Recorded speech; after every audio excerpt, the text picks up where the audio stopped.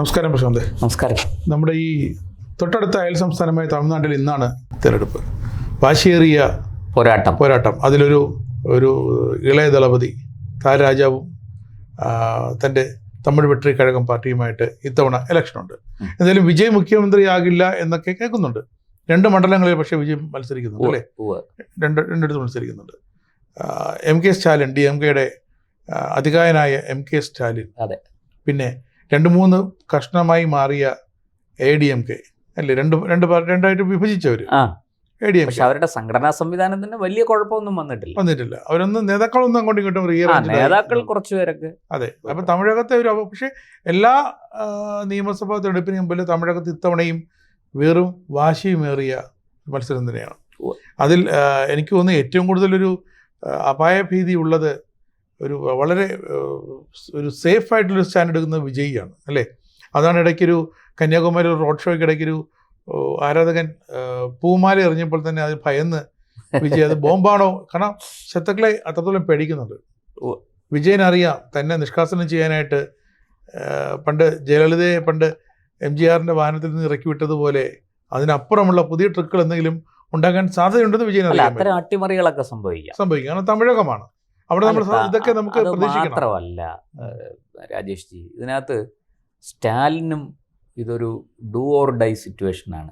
ജയിച്ചില്ലെങ്കിൽ പിന്നെ കേരളത്തിലെ പിണറായി വിജയന്റെ അതേ അവസ്ഥ. പക്ഷെ ഇവിടുത്തെ പൊളിറ്റിക്സ് പോലെയല്ല, പ്രതികാര രാഷ്ട്രീയമാണ് അവിടെ. അതും നശിപ്പിക്കുന്ന അതും അയാൾക്ക് നന്നായിട്ട് അറിയാം. ഈ കേരളത്തിലെ പോലെ അങ്ങനെ ഈ പറഞ്ഞതുപോലെ രാഷ്ട്രീയ എതിരാളികളെ കേരളത്തിലും കായികമായി ആക്രമിക്കുന്ന, പക്ഷെ അത്ര ഒരു പ്രതികാരം വന്നിട്ടില്ലല്ലോ കേരളത്തിൽ. അങ്ങനെ ഒരു ജനാധിപത്യം വീണ്ടും കേരളത്തിൽ ഉണ്ടെന്ന് നമുക്ക് പറയാം. മറ്റേത് മുക്കിന് ഇറങ്ങിയാൽ അല്ലെങ്കിൽ അവിടെ മുക്കിന് ഇറങ്ങുന്നതല്ല, പ്രവർത്തകർ തമ്മിൽ ഏറ്റുമുട്ടുന്നതല്ല, ഈ നേതാവിനെ രാഷ്ട്രീയമായിട്ട് ഇല്ലായ്മ ചെയ്തത്. ഇപ്പൊ ജയലളിത അങ്ങനെ ഇല്ലായ്മ ചെയ്യാൻ ശ്രമിച്ചതാണ്, അവരുടെ പാർട്ടിയിലുള്ളവരും എതിർ പാർട്ടിയിലുള്ളവരും. പക്ഷെ ജയലളിത അതിനെല്ലാം അതിജീവിച്ചു. അവരെ നിയമസഭയിൽ വെച്ച് പരസ്യമായിട്ട് അവർ ഉടുത്തിരുന്ന സാരി വലിച്ചൂരി അവരുടെ തലമുടിക്ക് പിടിച്ച് വലിച്ച് തലമുടിയൊക്കെ അഴിച്ച് വലിയ ദ്രോഹം ചെയ്തതാണ്. അന്ന് അവർ ശപഥം ചെയ്തതാണ്, മുഖ്യമന്ത്രിയായിട്ടേ ഞാൻ മടങ്ങി വരികയുള്ളൂ എന്ന്. അവർ ആ വാക്കവർ പൂർണ്ണമായിട്ടും അവർ പാലിച്ചു. അവർ വളരെ കൃത്യമായിട്ട് ഈ പറഞ്ഞതുപോലെ മുഖ്യമന്ത്രിയായിട്ട് തിരിച്ചു വന്നു, പ്രതാപത്തോടെ ഭരിക്കുകയും ചെയ്തു. തൻ്റെ രാഷ്ട്രീയ എതിരാളികളെ അവർ കണക്കിന് വേട്ടയാടുകയും ചെയ്തു.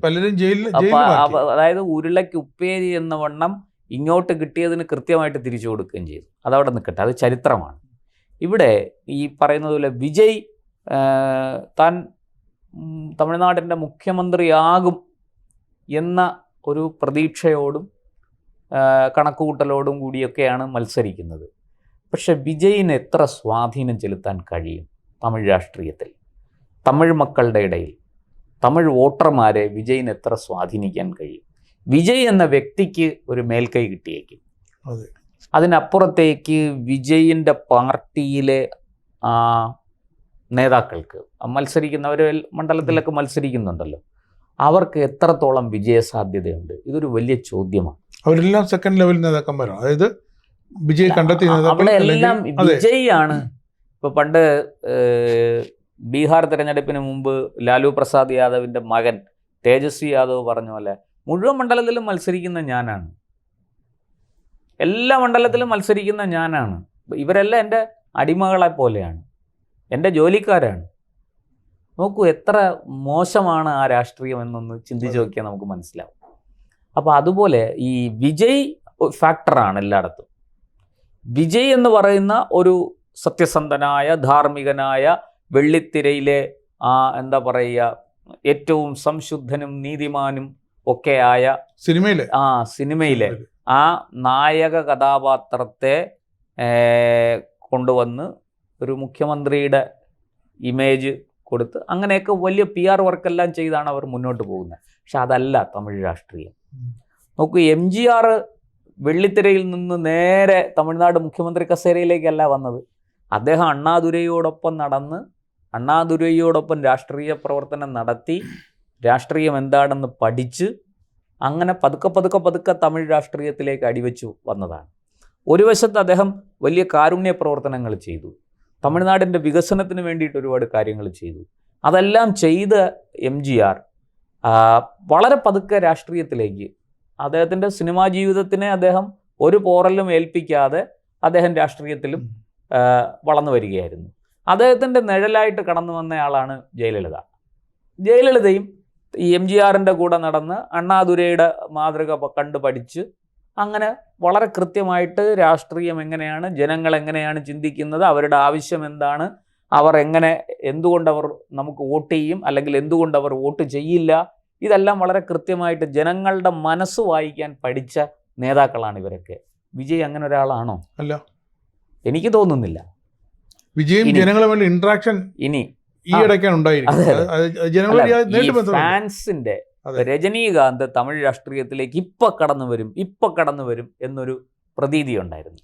ഒരു കാലത്ത് ഈ കരുണാനിധി ജയലളിത പോര് ശക്തമായിരുന്ന കാലത്ത് രജനീകാന്ത് തമിഴ് രാഷ്ട്രീയത്തിലേക്ക് കടന്നു വന്നിരുന്നെങ്കിൽ രജനീകാന്തിനൊരു സ്പേസ് ഉണ്ടായിരുന്നു. പക്ഷെ അന്ന് രജനീകാന്ത് വന്നില്ല. ഈ ജയലളിതയുടെ വലിയ എന്താ പറയുക അഹങ്കാരത്തിന് രജനീകാന്ത് അന്ന് വലിയ എതിര് നിന്നു, കരുണാനിധിക്കൊപ്പം നിന്നു. അങ്ങനെയൊക്കെ ജയലളിതയ്ക്ക് അന്നത് വലിയ തിരിച്ചടിയായിരുന്നു. പിന്നീട് BJP, പക്ഷെ അപ്പോഴും നമ്മളൊരു കാര്യം മനസ്സിലാക്കണം, ഈ കരുണാനിധിക്ക് ഒപ്പം നിൽക്കാൻ രജനീകാന്തിന് പറ്റില്ല. കാരണം കരുണാനിധി അതുപോലെ കറപ്റ്റായിട്ടുള്ള ഒരാളാണ്, വേറെ ഒരുപാട് പ്രശ്നങ്ങളുണ്ട്. അതുകൊണ്ടൊരു പരിധിക്കപ്പുറത്ത് കരുണാനിധി ആശ്രയിക്കാൻ പറ്റില്ല.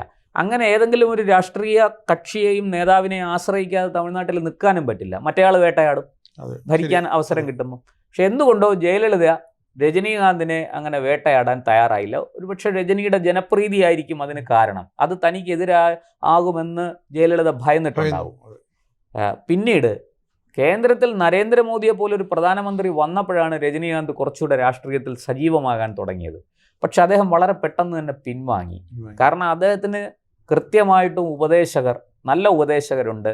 അവർ കൊടുത്ത ഉപദേശം അങ്ങ് രാഷ്ട്രീയത്തിൽ പോയി വെറുതെ കയ്യിലിരിക്കുന്ന ഉള്ള പണവും കൂടെ കളഞ്ഞ് അങ്ങ് ഒന്നും ആകാൻ പോകുന്നില്ല, രാഷ്ട്രീയം മാറിയിരിക്കുന്നു, പഴയ താരാരാധന ഇനി വിലപ്പോകില്ല, ആ കാലമൊക്കെ കഴിഞ്ഞു എന്ന് വളരെ കൃത്യമായ ഒരു ഉപദേശം രജനീകാന്തിന് ലഭിച്ചത് കൊണ്ടാണ് രജനീകാന്ത് രാഷ്ട്രീയത്തിലേക്ക് ഇറങ്ങാതെ മാറി നിന്നത്. പിന്നെ അദ്ദേഹത്തിന് ആരോഗ്യപരമായ പ്രശ്നങ്ങളും ഉണ്ടായിരുന്നു.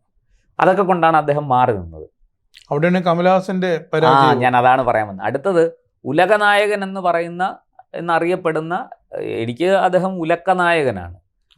അങ്ങനെയുള്ള കമലഹാസൻ ഇതുപോലെ രാഷ്ട്രീയത്തിൽ ഇറങ്ങി എന്തായി?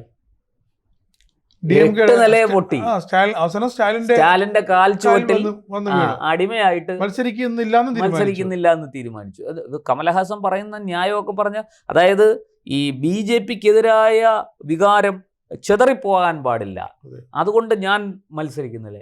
താൻ മത്സരിച്ചാലും വലിയ നേട്ടമൊന്നും ഉണ്ടാകത്തില്ല, അത് എനിക്ക് അറിയാഞ്ഞിട്ടാണ്, രാഷ്ട്രീയമൊക്കെ മാറി. പക്ഷെ രാജ്യസഭ MP ആക്കി. അല്ല, അത് സ്റ്റാലിന്റെ ദയാണ്. കാരണം MP ആക്കി കഴിഞ്ഞാൽ മത്സരിക്കരുത് സ്റ്റേറ്റിൽ എന്നൊരു എങ്ങാനും വിജയ് സമവാക്യത്തിൽ. അല്ല, അത് വേറൊന്നും അല്ല.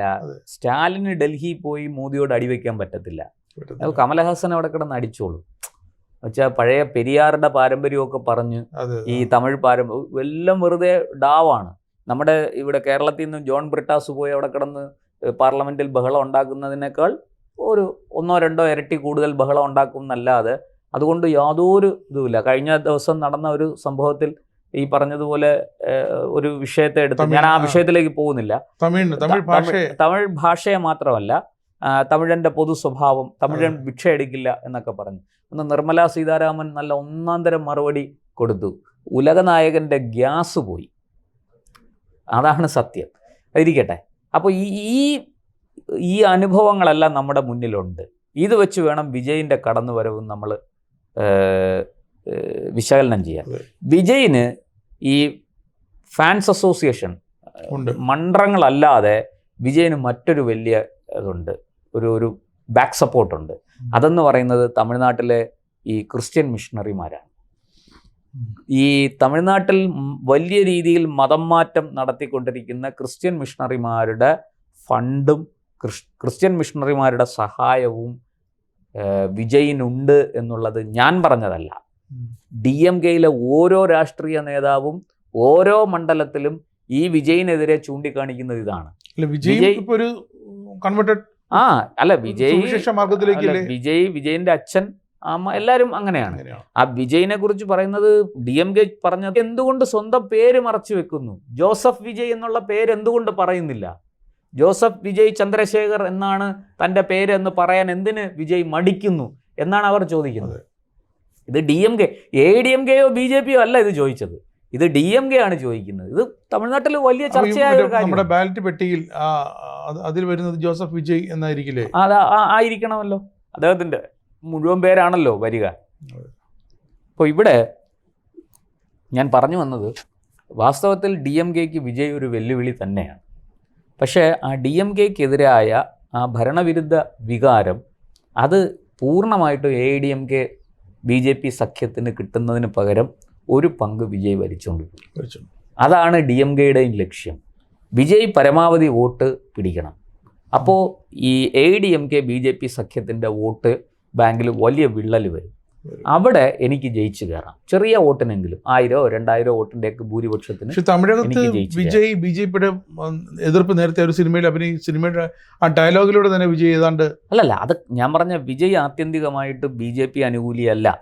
വിജയിനെ നമ്മൾ BJP അനുകൂലിയായിട്ട് രോഷം മൊത്തം ഏറ്റുവാങ്ങിയ ഒരു വ്യക്തി, BJPയുടെ രോഷം എന്നുള്ളതിനേക്കാൾ ഒരു ദേശീയതയ്ക്ക് വലിയ വിഘാതമുണ്ടാക്കുന്ന, ദേശീയതയെ എന്താ പറയുക, ആ ദേശീയ ബോധത്തെ തകർക്കാൻ ശ്രമിക്കുന്ന ഒരു പദ്ധതിയുടെ ഭാഗമാണ് വിജയ്. അതങ്ങനെ പറയാതിരിക്കാൻ കഴിയില്ല. കാരണം അദ്ദേഹത്തിൻ്റെ സിനിമകളും അദ്ദേഹത്തിൻ്റെ വാക്കുകളും പ്രവൃത്തികളും എല്ലാം അതാണ് സൂചിപ്പിക്കുന്നത്. ഈ കട്ടിംഗ് സൗത്ത് എന്ന് പറഞ്ഞൊരു പദ്ധതിയുമായിട്ട് ഈ DMKയുടെ നമ്മൾ മനസ്സിലാക്കേണ്ട DMKയുടെ വലിയൊരു വോട്ട് ബാങ്കാണ് ഈ ക്രിസ്ത്യൻ മിഷണറിമാരിലൂടെ അവർ കടുത്ത നിരീശ്വരവാദികളാണല്ലോ. അല്ല, അത് നിരീശ്വരവാദമൊക്കെ പുറത്ത്. അവരുടെ നിരീശ്വരവാദം ഹിന്ദുക്കളെ ചീത്ത പറയുന്നിടത്തും, ദേശീയതയെ മുറിവേൽപ്പിക്കുന്നിടത്തും, നരേന്ദ്രമോദിയെ കുറ്റം പറയുന്നിടത്തും ഒക്കെ ഉള്ളൂ. അല്ലാതെ അവരുടെ ഈ പറഞ്ഞ നിരീശ്വരവാദത്തിനൊന്നും വലിയ പ്രസക്തിയൊന്നുമില്ല. അവർ ഈ സനാതനധർമ്മത്തെയും ഹിന്ദുക്കളെയും ഹിന്ദുത്വത്തെയും ഹിന്ദു സംസ്കാരത്തെയൊക്കെ ആക്ഷേപിക്കുന്നതിന് അത് ഉപയോഗിക്കുന്നു. അവർ ബേസിക്കലി എപ്പോഴും ഈ ക്രിസ്ത്യൻ മിഷണറിമാരുമായിട്ട് ചേർന്നാണ് നിൽക്കുന്നത്. അവിടുത്തെ ഈ പറയുന്ന തമിഴ്നാട്ടിലെ ക്രിസ്ത്യൻ മിഷണറിമാരോടൊപ്പം അവരുടെ മതപരിവർത്തനത്തിന് കുടപിടിച്ചു കൊടുക്കുന്നത് DMK ആണ്. DMKയുടെ ഭരണകാലത്താണ് അതെല്ലാം നടന്നത്. നോക്കൂ, ജയലളിതയുടെ ഭരണകാലത്ത് മതപരിവർത്തനം നിരോധിച്ചു തമിഴ്നാട്ടിൽ. അങ്ങനൊരു സംഭവം ഉണ്ടായിട്ടുണ്ട്. ആ ജയലളിത തന്നെ പിന്നീട് അത് പിൻവലിച്ചു.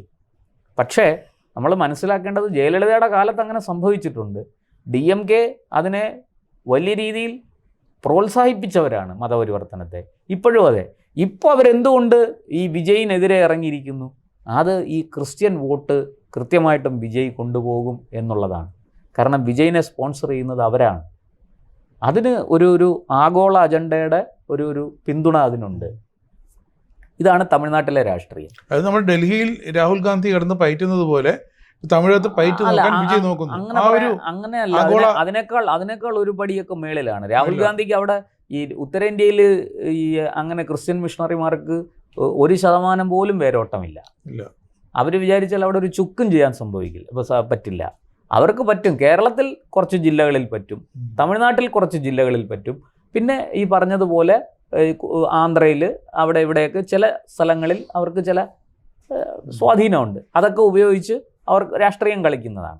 പക്ഷേ നമ്മൾ മനസ്സിലാക്കേണ്ടത് ഇന്നിപ്പോൾ DMKക്ക് ഈ ക്രിസ്ത്യൻ പിന്തുണ, മിഷണറി പിന്തുണ നഷ്ടപ്പെട്ടിരിക്കുന്നു. അത് വിജയിന് പോയിരിക്കുകയാണ്. അതാണ് അവർ വിജയിനെ ചീത്ത പറയാൻ കാരണം. വിജയൻ്റെ മതം പറഞ്ഞ് വിജയിനെ പ്രതിരോധത്തിലാക്കാൻ അവർ ശ്രമിക്കുന്നത് അതുകൊണ്ടാണ്. അപ്പോൾ തമിഴ് രാഷ്ട്രീയത്തിൽ വിജയൻ്റെ ആരാധകർ തന്നെ രണ്ടായിട്ട് പിരിയും മതത്തിൻ്റെ അടിസ്ഥാനത്തിൽ. അപ്പോൾ ഇവിടെ എല്ലാം വരുന്നത് എന്താണെന്ന് വെച്ച് കഴിഞ്ഞാൽ, ഇങ്ങനെ വോട്ടുകൾ സ്പ്ലിറ്റ് ചെയ്യുമ്പോൾ അതിൽ നിന്ന് ഈ കൃത്യമായ സംഘടനാ സംവിധാനവും ഒക്കെ ഉള്ളതുകൊണ്ട് DMKക്ക് എങ്ങനെയെങ്കിലും പിടിച്ചു കയറാം. ഇതാണ് സ്റ്റാലിൻ്റെ കണക്കൂട്ടൽ. ഇപ്പുറത്ത് നമ്മൾ മനസ്സിലാക്കേണ്ടത് ADMKക്ക് 33% വോട്ടുണ്ട്. DMKക്ക് ഇപ്പോൾ ഏതാണ്ട് 39-40% താഴെയാണ് വോട്ട്. 38-39% DMKയുടെ വോട്ട് ബേസ്. BJP വെറും 1.5% കിടന്ന BJP ഇപ്പോൾ ഏതാണ്ട് 13-14% ഒരു 15% ഒന്ന് കൂട്ടിക്കോളൂ, അത്രയും വോട്ടെത്തിയിരിക്കുകയാണ്. ഈ BJPയും ADMKയും കൂടെ ഒരു കൃത്യമായൊരു അലയൻസ് ഉണ്ടായി നല്ല രീതിയിൽ വോട്ട് പെട്ടിയിലായാൽ എന്ത് സംഭവിക്കും? തമിഴ്നാട്ടിൽ വലിയ രാഷ്ട്രീയ മാറ്റത്തിന് വഴിതെളിക്കും. അല്ലേ? ശരിയാണ്. കാരണം ADMK നടുപിടിച്ച് കളഞ്ഞു DMK സ്റ്റാലിൻ. അതുകൊണ്ട് അവർക്ക് പൊങ്ങി വരണമെങ്കിൽ, ഇത്തവണ പൊങ്ങി വരണമെങ്കിൽ ഇതുപോലൊരു അലയൻസിന്റെ 33% ഞാൻ പറയുന്നത് 33%ന്റെ പകുതി, ഒരു 16% അവരുടെ കയ്യിൽ വോട്ട് കാണുമല്ലോ. കാണും. എത്ര നടുവടിച്ചാലും. അതായത് ജയലളിത ഫാക്ടർ. ജയലളിത ഫാക്ടർ, അവരുടെ ഇതുവരെയുള്ള സംഘടനാ സംവിധാനം ഒക്കെ, അവർക്ക് എല്ലാ മണ്ഡലത്തിലും താഴെ ബൂത്ത് തലത്തിൽ വരെ പ്രവർത്തനമുണ്ട്. ഇനി BJPയുടെ കൂടെ വരുമ്പോഴോ?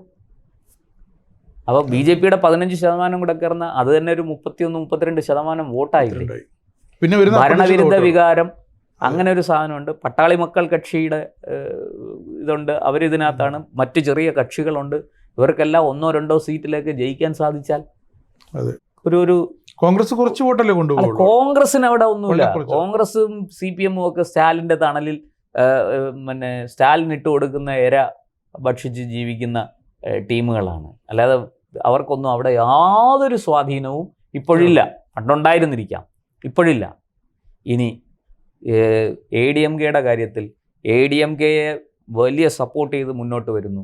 അവിടെ ഇപ്പോൾ ഏറ്റവും ഒടുവിൽ മോദി പങ്കെടുത്ത ഒരു റാലിയിൽ നടന്നൊരു സംഭവം ഞാൻ പറയാം. അവിടെ മോദിയുണ്ട്, എടപ്പാടി പളനിസ്വാമിയുണ്ട്, BJPയുടെ സംസ്ഥാന അധ്യക്ഷൻ നൈനാർ നാഗേന്ദ്രനുണ്ട്, അങ്ങനെ ഒരുപാട് പേരുണ്ട്. അവിടെ സ്വാഗതം പറയണം. അണ്ണാമലയുണ്ട്, സ്വാഗതം പറയുകയാണ്. അപ്പോൾ മോദിക്ക് സ്വാഗതം പറഞ്ഞു. വലിയ നീണ്ടു നിന്ന കയ്യടി, ജയ്വിളി, മുദ്രാവാക്യം വിളി ഒക്കെ നടന്നു.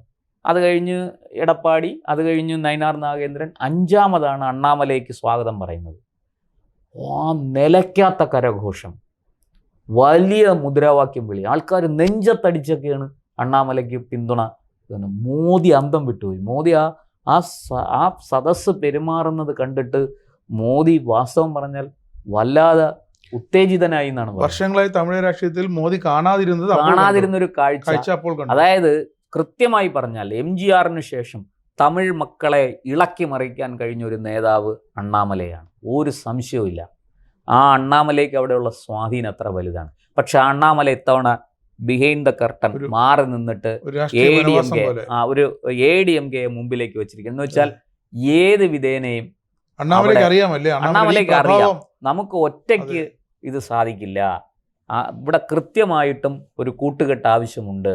അതിനു വേണ്ടിയിട്ടാണ് അണ്ണാമല ഒരു വലിയ ത്യാഗം ചെയ്തിരിക്കുന്നത്. ആ ത്യാഗം തീർച്ചയായിട്ടും ആ ത്യാഗത്തിന് വിലയുണ്ടാവും എന്ന് തന്നെയാണ് എനിക്ക് തോന്നുന്നത്. ഈ പറഞ്ഞതുപോലെ വളരെ കൃത്യമായി അവിടെ ഒരു ഭരണവിരുദ്ധ വികാരം വർക്കൗട്ടായാൽ തീർച്ചയായിട്ടും അത് ADMKയ്ക്കും BJPക്കും NDA സഖ്യത്തിന് ഗുണം ചെയ്യും. വിജയ് വിചാരിക്കുന്നത് പോലെ അങ്ങനെ വലിയ നേട്ടമൊന്നും ഉണ്ടാക്കും എന്ന് എനിക്ക് തോന്നുന്നില്ല. പിന്നെ തീർച്ചയായിട്ടും വിജയ് മത്സരിക്കുന്നിടത്ത് വിജയ് ജയിക്കും. 2 മണ്ഡലത്തിൽ മത്സരിക്കുന്നുണ്ട്, 2ഇടത്തും ജയിക്കാനുള്ള സാധ്യതയുണ്ട്, ഞാൻ തള്ളിക്കളയുന്നില്ല. പക്ഷേ ഈ വിജയിൻ്റെ പാർട്ടിക്ക് അത് വലിയ അനുഭവ സമ്പത്തുള്ളൊരു പാർട്ടിയല്ല. ജനങ്ങൾക്ക് വിശ്വാസം വേണം. ആ വിശ്വാസം കേവലം ഒരു നേതാവിൽ മാത്രം ഒതുങ്ങി നിൽക്കുന്നതല്ല. അതുകൊണ്ടാണ് അണ്ണാമലൈ വളരെ ഭംഗിയായിട്ട് താൻ ഒറ്റയ്ക്ക് BJPയിലെ ഒരു വലിയ സംഭവമായി മാറി. അങ്ങനെ ചെയ്യാതെ അദ്ദേഹം മാറി നിന്നിട്ട് ADMKയ്ക്ക് വലിയ അവസരം കൊടുക്കുന്നത് അതുകൊണ്ടാണ്. മറ്റത് BJPയിൽ ഇനി അങ്ങനെ ഒരു അണ്ണാമലയെ പോലെയുള്ള നിരവധി നേതാക്കൾ താഴെത്തട്ടിൽ വളർന്നു വരേണ്ടിയിരിക്കുന്നു. ജനം അണ്ണാമലയെ വിശ്വസിക്കും. പക്ഷേ അണ്ണാമലയെ നിർത്തുന്ന മറ്റു സ്ഥാനാർത്ഥികളെല്ലാം അതുപോലെ വിശ്വസിക്കണമെന്ന് നിർബന്ധമില്ല. അവിടെയാണ് അദ്ദേഹം ADMKയുടെ അനുഭവ സമ്പത്തും അവരുടെ പ്രവൃത്തി പരിചയവും സെക്കൻഡ് ലെവൽ നേതാക്കളിൽ ഉള്ള ജനങ്ങളുടെ വിശ്വാസമൊക്കെ കണ്ടുകൊണ്ട് ഇങ്ങനെ ഒരു അലയൻസിന് അദ്ദേഹം തയ്യാറായത്. അതൊരു രാഷ്ട്രീയ കരുനീക്കമാണ്. തീർച്ചയായിട്ടും അതിന് ഫലമുണ്ടാവും എന്ന് തന്നെ നമുക്ക് പ്രതീക്ഷിക്കാം. എന്തായാലും മെയ് 4-ാം തീയതി പെട്ടി പൊട്ടിക്കുമ്പോൾ അറിയാം ആര് തമിഴകം വാഴും, ആര് തമിഴകത്ത് വീഴും എന്നുള്ളത്.